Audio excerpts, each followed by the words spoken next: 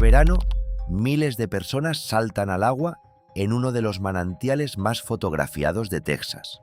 Un círculo perfecto de agua azul, transparente, fresca, rodeado de piedra caliza y la sombra de cipreses centenarios. En la superficie, Jacob's Well parece exactamente lo que promete. Un lugar hermoso para refrescarse en los días largos del Hill Country texano. Los niños saltan desde el borde de roca mientras sus padres los graban con el teléfono. Las fotos aparecen en redes sociales con filtros de color turquesa. Todo parece tranquilo. Lo que no aparece en esas imágenes es lo que hay directamente debajo. Bajo los pies de quienes nadan, se abre un sistema de cuevas verticales que desciende más de 30 metros hacia la oscuridad absoluta y se extiende en túneles laterales conectados con el acuífero Trinity, uno de los sistemas subterráneos de agua más importantes de la región central de Texas. Al menos 12 personas han muerto allí, y durante más de 4 décadas, los restos de al menos 2 de ellas permanecieron atrapados en una cámara a la que ningún ser humano podía regresar con vida. Lo que finalmente los encontró no fue un equipo de rescate, fue una máquina. Si las historias que revelan lo que se esconde bajo lo evidente te generan curiosidad, quédate hasta el final. Lo que vas a escuchar no termina donde crees. Jacob's Well se encuentra cerca del pequeño pueblo de Wimberley, a menos de 1 hora al suroeste de Austin. Desde la superficie parece un pozo circular, de unos 4 metros de diámetro, lleno de agua que mantiene una temperatura constante de 20 grados centígrados durante todo el año.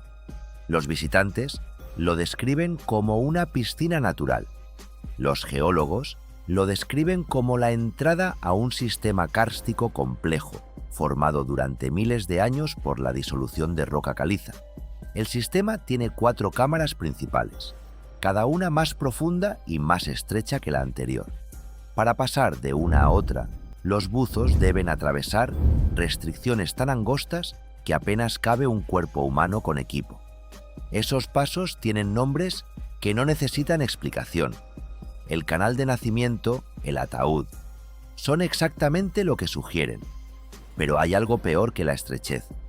El fondo de las cámaras profundas está cubierto por una capa fina de sedimento calcáreo en polvo. Un solo movimiento, impreciso, una aleta mal colocada.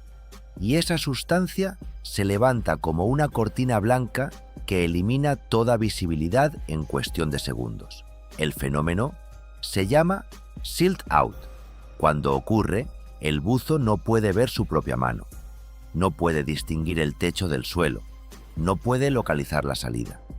En un túnel de medio metro de ancho, sin visibilidad, con aire limitado y sin línea guía, las probabilidades de salir con vida se reducen a casi cero. Para entender lo que el dron encontró décadas después, hay que retroceder al 9 de septiembre de 1979.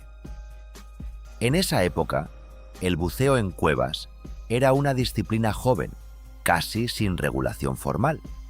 Los protocolos que hoy se consideran obligatorios, líneas guía continuas, luces redundantes, regla de los tercios para el aire, todavía no existían como estándar. No había certificaciones específicas para cuevas.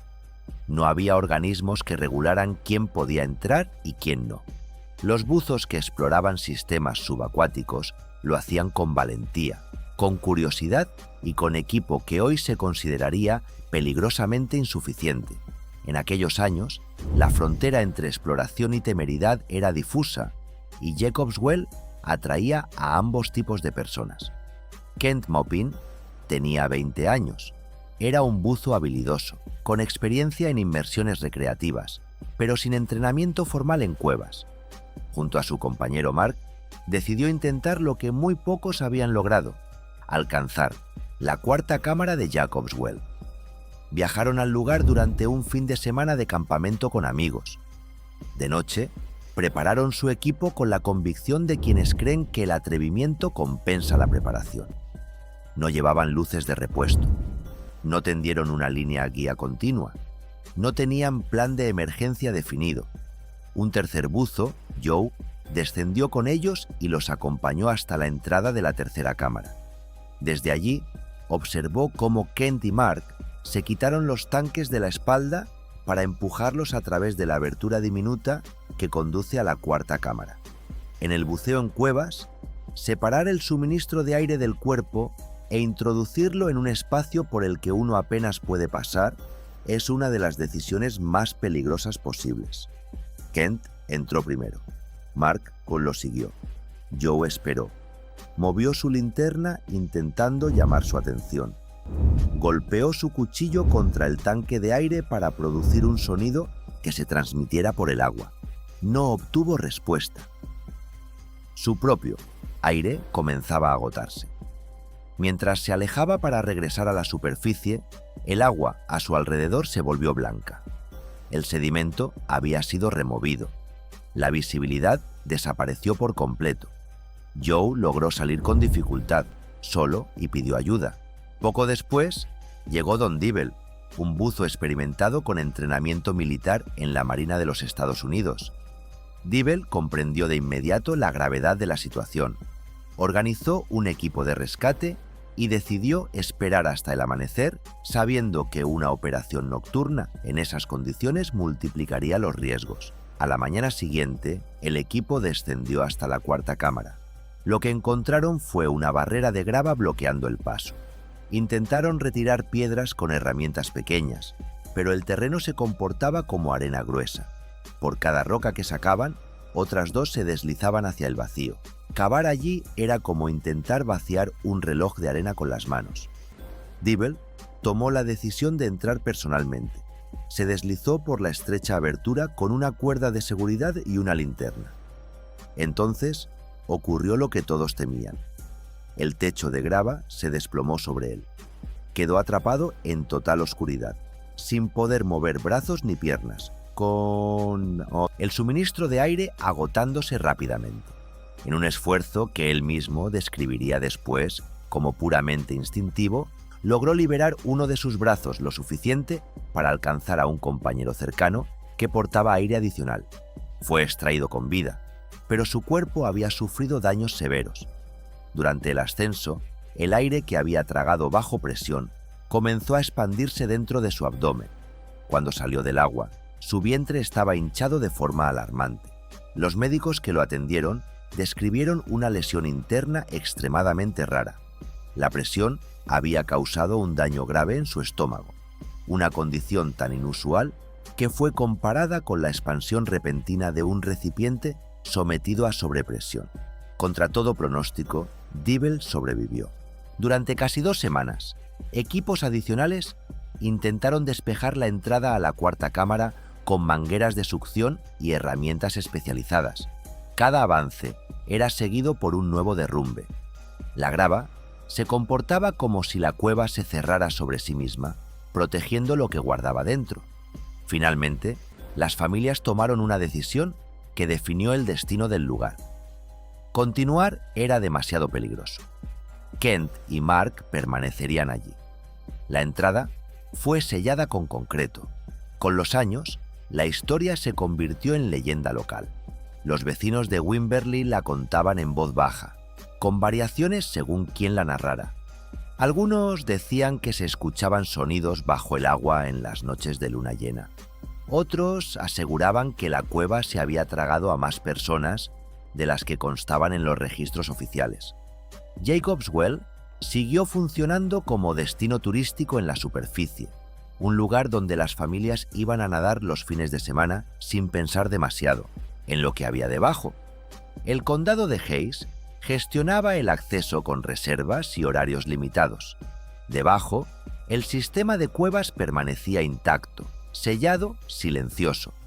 Las autoridades soldaron rejas metálicas pesadas en las secciones profundas para impedir nuevas incursiones. Pero por las noches, algunos regresaban con herramientas de corte para retirar las barreras y descender otra vez. La atracción del misterio resultaba más poderosa que cualquier prohibición física. Fue la evolución tecnológica la que cambió la ecuación. A mediados de la década de 2020, los vehículos operados de forma remota drones submarinos equipados con cámaras de alta resolución, luces potentes y capacidad de maniobra en espacios reducidos, alcanzaron un nivel de desarrollo que permitía hacer lo que antes solo podía intentarse con vidas humanas en juego. Un equipo de investigación geológica interesado en cartografiar el sistema subterráneo de Jacob's Well y su conexión con el acuífero Trinity, desplegó un dron amarillo conectado por cable a una estación de control instalada en una camioneta junto al agua. La misión original era estrictamente científica: recopilar datos sobre la estructura de los túneles, medir profundidades, registrar la composición del sedimento. Los habitantes de la zona les habían advertido que el pozo no superaba los 30 metros de profundidad. Estaban equivocados. El equipo ya había cartografiado más de 2.000 metros de túneles. El dron descendió lentamente por la primera cámara, iluminada aún por la luz del sol que se filtraba en tonos azulados desde la superficie. Las paredes de piedra caliza brillaban blancas y suaves, como el interior de una catedral sumergida. A medida que bajaba, la luz azul se extinguió por capas. Primero los tonos cálidos, luego los fríos, hasta que a 25 metros de profundidad ya no quedaba rastro del día, solo oscuridad completa. Las luces artificiales del dron revelaron entonces formaciones geológicas moldeadas durante milenios por el flujo constante del agua subterránea, paredes onduladas, cavidades circulares, bordes afilados donde la roca había cedido. Los operadores describieron el paisaje como algo que no parecía pertenecer a este planeta. El equipo maniobraba con extremo cuidado. Un solo roce contra el fondo podía levantar el sedimento y arruinar la operación completa. Atravesaron el canal de nacimiento, entraron en la tercera cámara, amplia, silenciosa, vacía, y finalmente localizaron la abertura que conduce a la cuarta.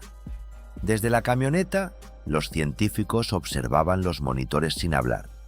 Nadie entendía cómo alguien había intentado pasar por esa grieta con su propio cuerpo. La luz del dron reflejó algo que no era roca, era metal. La cámara se acercó lentamente. Dentro de la camioneta, el único sonido era el zumbido de los equipos electrónicos. La imagen mostró con claridad un tanque de aire antiguo, medio enterrado en la grava. Un poco más allá, unas aletas cubiertas de sedimento. No eran restos recientes. El operador inclinó el dron unos centímetros más. En un rincón estrecho, bajo rocas sueltas, la luz reveló restos humanos parcialmente cubiertos por grava. Un traje de neopreno deteriorado por el tiempo. En una pequeña etiqueta, apenas visible bajo la suciedad, podía leerse un nombre: Kent Maupin. Más allá, otro tanque, otra aleta. Aquella cámara guardaba más de un secreto. La misión científica se transformó en ese instante. Ya no estaban cartografiando una cueva. Estaban documentando lo que durante 45 años había sido una tumba sin testigos. El silencio dentro de la camioneta se prolongó durante varios minutos. Alguien apagó la música que sonaba de fondo en los altavoces.